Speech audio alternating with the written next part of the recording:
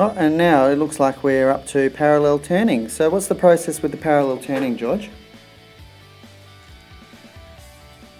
Well, first we're reducing the diameter of the workpiece. So if the workpiece isn't centre drilled, we'll need to centre drill it. And what's the purpose of having a centre drill for parallel turning? Well, the idea of that will be such that the live centre is put into the tailstock, and that will hold the end of the workpiece so that as you're pushing against it with the tool bit, it won't flex. Right, so that keys into that hole that's being drilled. So the workpiece goes in, you have the work protruding. Without the centre, the live centre in place, the workpiece would wobble about.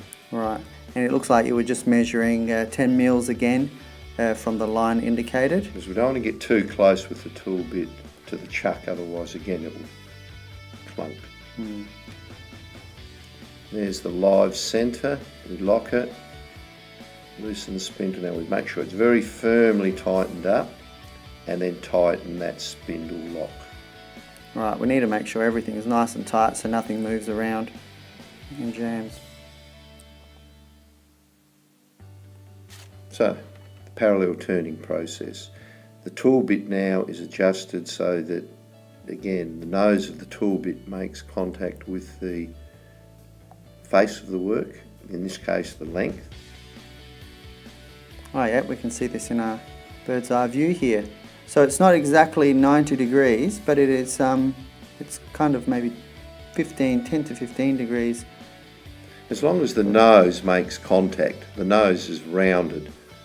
Sure. Now you're feeding that with, again, a hand over hand method, but that's quite a rough cut, I can see. There's a lot of material coming off. Now, would that be a cut that you would use to measure, or is that more of a cut that you'd use just to reduce the diameter? Yeah, to reduce the diameter in the first instance, because we know we have a lot to take off.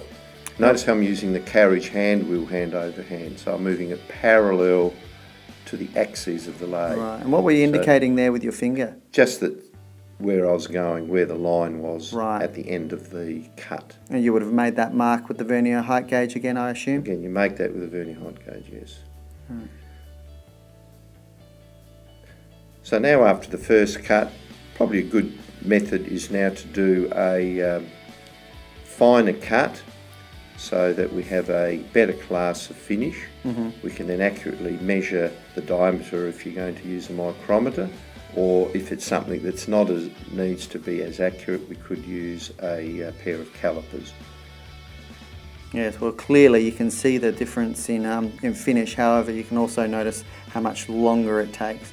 So I guess if you're having to do multiple copies of one of these, you'd definitely make sure you only do finishing cuts when necessary.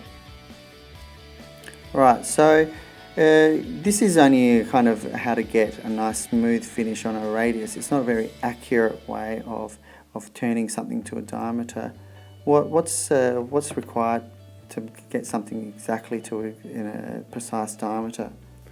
Well, there'll be another video that we'll make showing that, but we will need to use the cross slide dial, and we'll need a micrometer and pen and paper to do some calculations. So it is a very precise mathematical process. But if it's just the general reducing the diameter, a pair of calipers against a rule is quite adequate.